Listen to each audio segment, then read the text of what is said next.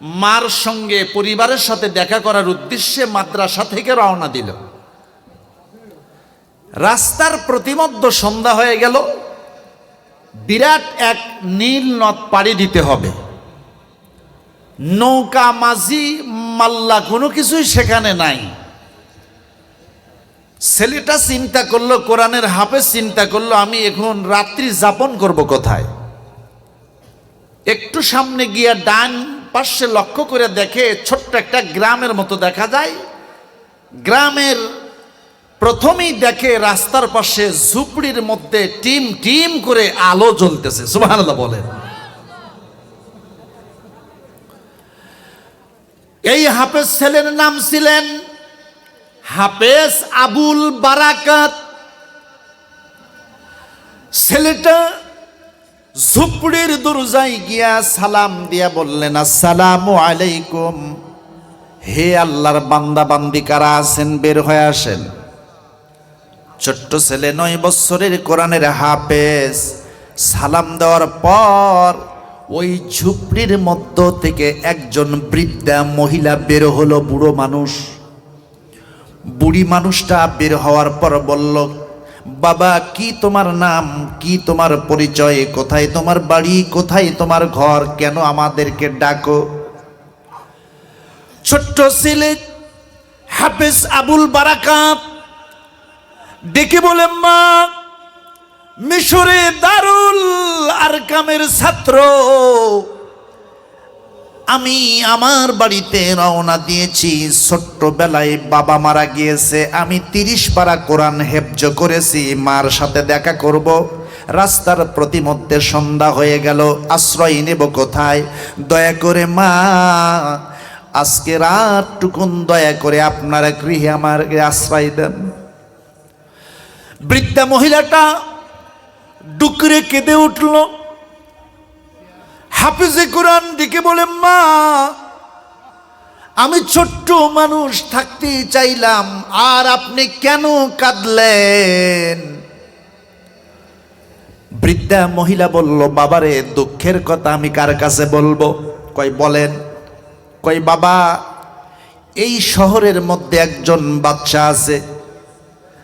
এই বাদশা এই আমাদের পাশে যে নদীটা তুমি পার দিবা সেটা হচ্ছে নীল নদ। এই নীল নদীর ভিতরে একটা মন্দির আছে।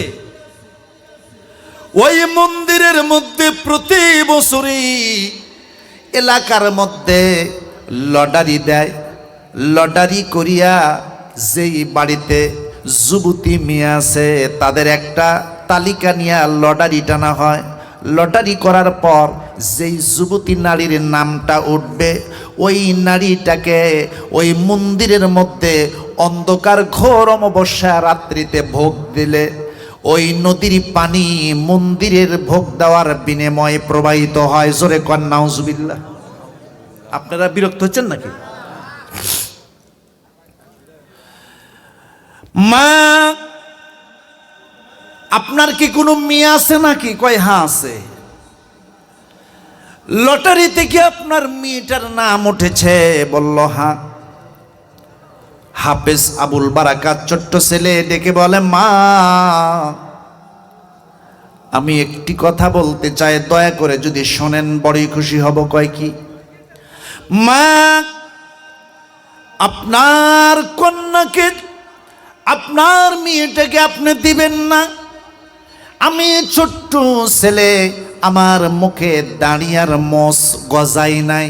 মাগো মা, বাদশা যে শাড়ি আর গহনা অলংকার আদি যা কিছু পাঠিয়েছে এইগুলো সুন্দর করে আমাকে পরিয়া সাজিয়া শাড়িগুলো দিয়ে আমাকে সাজাইয়া সুন্দর করে দিয়ে দেন।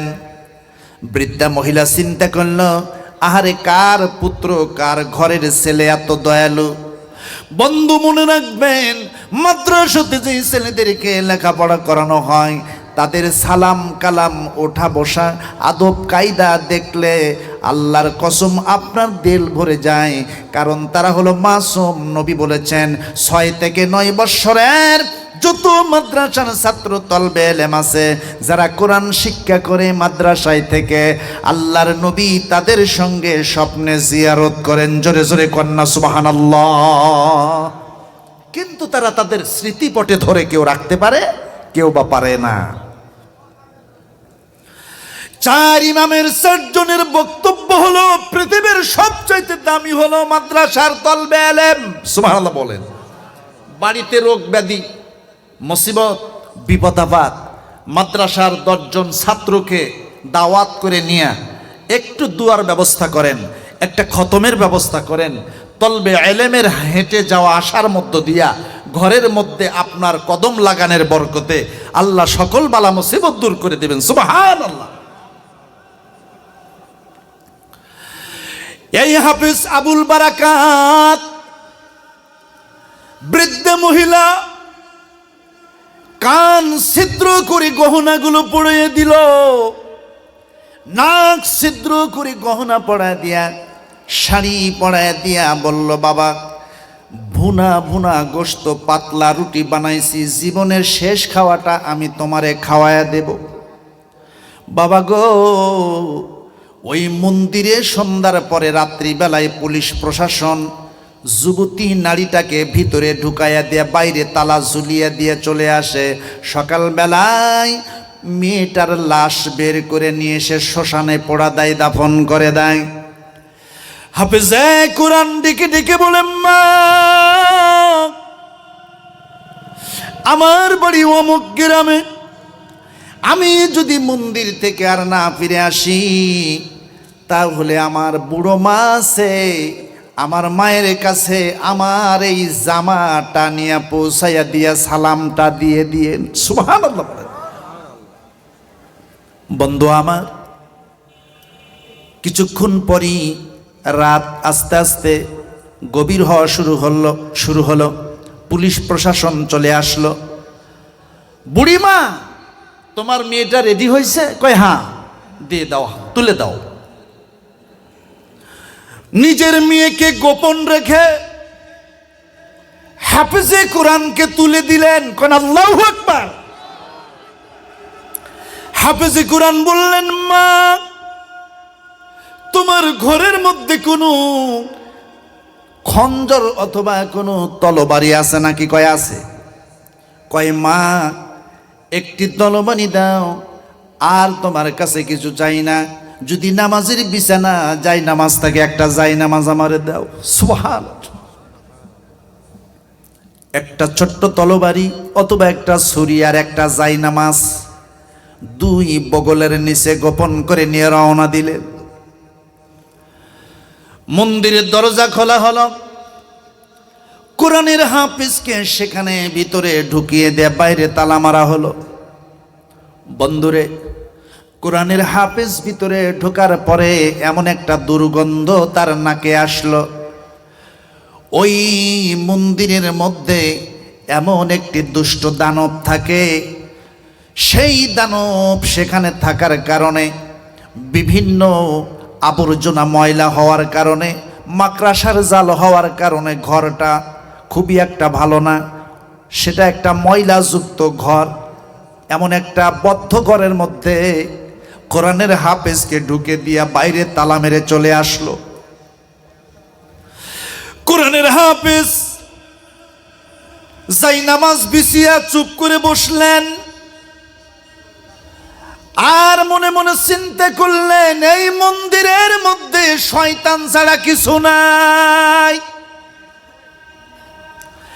আমার আল্লাহ পাক বলেন, আলাম আ'হাদু ইলাইকুম ইয়া বানি আদম আল্লা তা'বুদুশ শাইতানা ইন্নাহু লাকুম আদুউম মুবিন।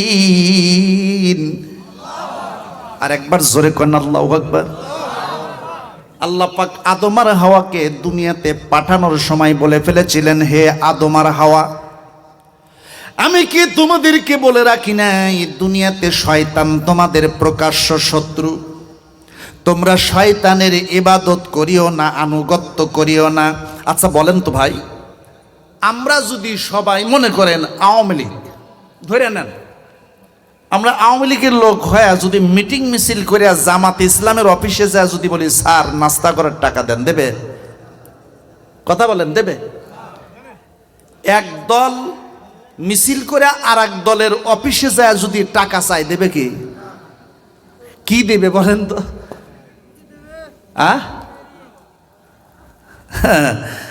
আচ্ছা মতে দেবে, যারা কোন ঠিক কিনা? আল্লাহ বলতেছেন খাও আমার, পড়ো আমার, শ্বাস প্রশ্বাস নেও আমার, আর গোলামি করো শয়তানের। যারা কোন ঠিক কিনা? মানুষ আমরা নিমক হারাম, মানুষ আমরা আল্লাহ পাকের সঙ্গে এমন নাফরমানি করি, তারপরে আল্লাহ আমাদের উপর রাগ করেন না। কারণ কোরআনে এক জায়গায় বলছে রহমান, আর এক জায়গায় বলছেন রহিম। তিনি সাধারণ করুণা দেখে আমাদের খাওয়ান। সুবহানাল্লাহ বলেন। কিয়ামতের দিন কোন বেঈমানের প্রতি আল্লাহ পাক রহিম হবেন না, রহিম মাত্র শুধু হবেন ইমানদারদের প্রতি। জোরে জোরে কোন সুবহানাল্লাহি বিহামদিহি। মুসলমান ভাইরা আমার, হাফিজি কুরআন যাই নামাজে বসিয়া তিনটা আয়াতে কারিমা পড়িয়া আঙ্গুল দিয়া তেনার যাই নামাজটা বন্ধ করে নিলেন। সুবহানাল্লাহ। তিনটা আয়াত পড়লেন, এটা হাদিসে এসেছে। কেউ যদি সূরায়ে ইখলাস, সূরায়ে ফালাক, সূরায়ে নাস পড়ে সর্ব শরীরে মালিশ করে, ফু দিয়ে দম করে, পুরা দেহটা আল্লাহ তাআলা জাদু টোনা বান সেহের রোগ ব্যাধি মাকলুকাতের অনিষ্ট, আসমানি বালা, জমিনি বালা, জেসমিনি বালা সকল মুসিবত থেকে আল্লাহ তাআলা বান্দাকে হেফাজত করবেন। ওই জন্য নবী সাহাবাই কিরামদেরকে এই শিক্ষাটা দিয়েছেন, তোমরা সূরা ইখলাস, ফালাক, নাস প্রতি ফজর, প্রতি মাগরিবের পর আমল করে বুকে ফু নাও। সুবহানাল্লাহ বলেন। প্রিয় ভাইরা, এই কোরআনের হাফেজ এমন তিনটি আয়াতে কারিমা পড়েছেন, গোটা কোরআনের মধ্যে 7 জায়গায় ইসমে আজম আছে। একটি ইসমে আজম ধরে যদি আল্লাহর কোন বান্দা মোনাজাত করে আর ডাক দেয়, সঙ্গে সঙ্গে বান্দার মোনাজাত 100% আল্লাহ পাক কবুল করে নেবেন। কোরআনে আল্লাহ পাকের নাম আছে 99টি। 99টি নামের মধ্যে এমন একটি নাম আছে যেই নামটার নাম হচ্ছে ইসমে আজম। সুবহানাল্লাহ কইবেন কি? এই নামটা যদি কেউ প্রতি বৃহস্পতিবারে দিবাগত রাত, শুনতেছেন কি, দিবাগত রাত্রিতে তাহাজ্জুদের নামাজ আদায় করিয়া 3 বার দরুদ ইব্রাহিম পড়ে 200 বার আল্লাহ আল্লাহ আল্লাহ। মানুষের নাম আব্দুল কুদ্দুস হয়, আব্দুর রহমান হয়, আব্দুল হান্নান হয়, আব্দুল মান্নান হয়, কিন্তু আল্লাহ শব্দ পৃথিবীর কোন মাকলুকাতের নাম হতে পারে? জোরে বলেন, হতে পারে? আল্লাহ পাকের নাম লিখতে মোট হরফ লাগে 4টা। আলিফ, লাম, লাম, হা। আলিফ বাদ দিলেও আল্লাহর নাম থাকবে, লাম বাদ দিলেও আল্লাহর নাম থাকবে, লাম আরেকটা বাদ দিলেও আল্লাহর নাম থাকবে, হা বাদ দিলেও আল্লাহর নাম থাকবে। সুবহানাল্লাহ বলবেন না? কিন্তু যত জাতির যারা খোদাকে বিভিন্ন নাম ধরে ডাকে, তর্জমা, ব্যাখ্যা, বিশ্লেষণ, গবেষণা করলে অক্ষরগুলি বাদ দিলে স্রষ্টার নাম আর তাদের ধর্মের নামে আর থাকে না। কিন্তু আল্লাহ নাম কখনো বাদ যায় না। সুবহানাল্লাহ বলবেন না? আল্লাহু আকবার। আমি কাউকে কটাক্ষ করে কথা বলছি না। প্রিয় মুসলমান ভাইরা আমার, 5টা মিনিট কোরআনে হাফিজ আবুল বারাকাত মন্দিরের মধ্যে প্রবেশ করিয়া তিনি আস্তে আস্তে কোরআনে পাক তেলাওয়াত শুরু করে দিলেন। একটু পর ওই মন্দিরের ভিতরে ভয়ঙ্কর শেকাল সুরুত আকৃতি ধারণ করলো এক দুষ্ট জিন। এই দুষ্ট জিন চোখের মধ্য থেকে যেন অগ্নিস্ফুলঙ্গি বের হচ্ছে, জল জল জল জল করতেছে আগুনগুলো।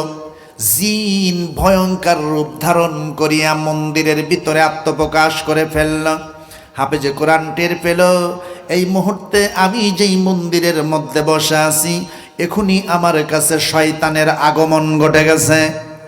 বন্ধু, কিন্তু হাফেজে কোরআন কোরআনের 3টা আয়াত পড়ে জায়নামাজের চতুর্দিকে আঙ্গুল দিয়া দাগ কেটে ফু দিয়া বন্ধ করে নিয়েছেন। কারণ পৃথিবীর আল্লাহ আর তার ফেরেশতা ব্যতীত ওই হাফেজে কোরআনের জায়নামাজের উপরে কোনো শয়তানের ছোঁয়া লাগা তো দূরের কথা, আঙ্গুল পর্যন্ত দিতে পারবে না। জোরে জোরে কন্যা সুবহানাল্লাহ। এই যে মানুষের বাড়িতে চাউল থাকে, খাবার থাকে, এইগুলো ঢেকে রাখতে হয়। রসুল বলেছেন, তোমার যদি কলসির মধ্যে, জগের মধ্যে পানি থাকে, অনন্ত পক্ষে একটা কাঠি দিয়া রেখে দিও। প্রতিটা জিনিস ঢেকে রাখা আল্লাহ রসুল সাহাবায়ে কেরামকে শিক্ষা দিয়েছেন। কারণ রাত্রিতে বহু ধরনের রোগ ব্যাধি আল্লাহ পাক আকাশ থেকে ছেড়ে দেন। আর একটা হাদিস শোনাই, মাগরিবের যখন আজান হয়, আল্লাহু আকবার, আল্লাহু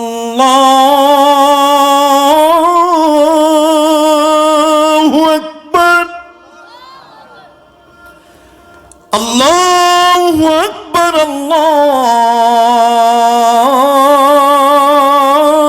আল্লাহু আকবার। মাগরিবের আজান দেওয়ার পর এক শ্রেণীর মাখলুক আল্লাহ পাক ছেড়ে দেন। আর রসুল শিক্ষা দিলেন সাহাবীদের, ও সাহাবীরা, মাগরিবের আজানের পর অন্ধকার হওয়া পর্যন্ত তোমাদের বাচ্চাদেরকে ছেড়ে দিও না, কারণ ওই সময় পৃথিবীতে দুষ্ট জিন ছড়ে পড়ে। নাউজুবিল্লাহ বললেন না? হাদিসে যা আছে আমি তো আপনাদের কাছে পৌঁছায়া দিচ্ছি। বাল্লিগু আন্নি ওয়ালাউ আয়া। আমার কথা বুঝেন নাই? সেজন্য যে কোনো জিনিস খাবারের ঢেকে রাখবেন, যে কোনো জিনিস ব্যবহারের ঢেকে রাখবেন, ওর মধ্যে যেন কোনো রোগ জীবাণু, রোগ ব্যাধি আল্লাহ পাক না দেন। আল্লাহ পাক বলছেন তোমরা সতর্ক থাকো। সুবহানাল্লাহ বলেন। এ মুকুন্দগাতির মুসলমানেরা, এবার কোরআনে কারিমের হাফেজ মনে মনে আল্লাহকে ডাকে। আল্লাহ, নির্জন মরুভূমির ভিতরে, এই মন্দিরের ভিতরে কেউ নাই, তুমি আল্লাহ ছাড়া আমার আর কেউ সাহায্যকারী নাই। আল্লাহ গো, এত ভয়ঙ্কর শয়তান আমার সামনে হাজির হয়ে গেছে, আপনি শয়তান থেকে আমাকে হেফাজত করেন। আমি আপনার কাছে শয়তান থেকে আত্মরক্ষা চাচ্ছি। আমার আল্লাহ পাক দেখি বলেন মঞ্জুর হয়ে গেল। সুবহানাল্লাহ বলেন। এই যে এই বাচ্চাটা দেখতে পাচ্ছেন, এর কি গুনাহ আছে? আপনারাই বলেন, আছে? এ যে দোয়া করবে সে দোয়া কবুল হবে। সুবহানাল্লাহ পড়েন। এর সাথে মুসাফা করলে আপনার সগীরা গুনাহ জড়ে যাবে। আমার কথাগুলো বোঝেন নাই? সেজন্য মাদ্রাসার ছাত্রদের দেখলে আদর করবেন, ভালোবাসবেন, মাথায় হাত দিবেন, মুসাফা করবেন, আপনার জীবনের গুনাহ ঝরে যাবে। সুবহানাল্লাহ। হয়তো বলতেছেন, হুজুর আপনি মাদ্রাসার ছাত্রদের এত প্রশংসা কেন করতেছেন? আমি করি নাই, আমাদের প্রিয় রাসূল করেছেন। সুবহানাল্লাহ বলেন। তিনি কোরআনে কারীম তেলাওয়াত করতেছেন, দুষ্ট জিন এবার অট্ট হাসিতে ফেটে পড়ল আর ডেকে ডেকে বলে, হাফেজ আবুল বারাকাত, সালাকি কইরা কাজ হবে না, এক আছাড়ে তোমারে দুনিয়া থেকে বিদায় করে দেব। বলেন নাউজুবিল্লাহ। কিন্তু খোদার কি কুদরতি কারিশমা, দুষ্ট জিন যখন কোরআনে হাফেজের শরীরে হাত রাখতে গিয়েছে, জায়নামাজের চতুর্দিকে যে 3টা আয়াত পড়ে ফু দিয়েছিলেন, আল্লাহর কুদরত সেখানে বিরাজ করতেছে। ওই আয়াতগুলোর মধ্যে আল্লাহ পাকের দাহিকা জ্বালানি শক্তি আগুন এত তীব্র দিয়েছে যে জিন যখনই হাত দিতে চায় সাথে সাথে যাই নামাজের চতুর্দিক থেকে আমার আল্লাহ রব্বুল আলামিন আগুন জ্বালিয়ে দেন। একবার নয়, দুইবার নয়, কয়েকবার চেষ্টা করেছে জিন ওই কোরআনে হাফেজের শরীরে হাত লাগাবে, কিন্তু বন্ধু পারে না। অনেকক্ষণ চেষ্টা করার পর ডেকে বলল, হাফেজ আবুল বারাকাত, তুমি নারীর রূপ ধারণ করে আমারে ধোঁকা দেওয়ার জন্য এসেছ। 19 বার আমি 19টা যুবতী নারীর সঙ্গে আমি সারা রাত আনন্দ করেছি, প্রেম নিবেদন করেছি, আমি তাকে ভোগ করেছি, শেষ রাত্রিতে আমি তারে মেরে রক্ত পান করেছি। রে কুরআনের হাফেজ, আমার খোরাকটা তুমি নষ্ট করে কেন দিলে? তোমাকে আমি আজকে বাঁচিয়ে রাখবো না। এই বলে আবার যখন শক্তি প্রয়োগ করে কোরআনের হাফেজের শরীরে হাত দেবে, সাথে সাথে দুষ্ট জিনের হাতটা আমার আল্লাহ রাব্বুল আলামিন কোরআনে কারীমের 3টা আয়াতের বিনিময়ে অবশ করে দেন। বন্ধু ভালো করে শুনবেন, হাকিমুল উম্মাত মুজাদ্দিদিজ জামান আশরাফ আলী থানভী রহমাতুল্লাহ আলাইহি রওজাতুল আনফ নামক কিতাবের মধ্যে ঘটনাটা তিনি লেখেন। এমন সময় দুষ্ট জিনের যখন হাত অবশ হয়ে গেছে, অচল হয়ে গিয়েছে, তখন বলল, হাফেজ রে, তুমি কি মন্ত্র জানো, কি পড়েছ, যার বিনিময়ে তোমার শরীরে আমি হাতও দিতে পারলাম না, বরং আমি অচল হয়ে গেলাম? রে হাফেজ, তুমি কি মন্ত্র জানো, কি পড়েছ, আমাকে শিখাইবা? তখন ছোট্ট 9 বছরের 30 পারা কোরআনের হাফেজ বললেন, শোন রে শয়তান, 19টা নারীর জীবন নষ্ট করছিস, 19টা নারীর মা বাবার বুকটা খালি করে দিয়েছিস, তুই তো বেঈমান। মুসলমানের মধ্যে জিন আছে না নাই? জোরে বলেন। শয়তান মানুষের মধ্যে আছে, জিনের মধ্যে আছে, কথা ঠিক কিনা বলেন? বন্ধুগণ, এবার হাফেজ আবুল বারাকাত বললেন, তুমি ভালো হতে যদি চাও তাহলে তোমার 3টা শর্ত পালন করতে হবে। সুবহানাল্লাহ। জিন ডেকে ডেকে বলেন, হাফেজ আবুল বারাকাত, কি করলে আমি ভালো হয়ে যাব? হাফেজ সাহেব চালাক ছিলেন, ছোট্ট শিশু, তিনি এমন 3টা আয়াত মন্দিরের বাইরের সাইড দিয়া ইশারা ইঙ্গিতে পড়ে আটকায় ফেললেন। সুবহানাল্লাহ। আমার ভাইয়েরা, সূরা নূরের ভিতরে 2টি আয়াতে কারিমা আছে। বিষাক্ত সাপ যদি আপনি জায়গায় রাখেন আর যদি রেখা টান দিয়ে দাগ দিয়ে দেন, আল্লাহর কসম করে বলি, সাপের বাবারও ক্ষমতা নাই দাগের বাইরে যাওয়া।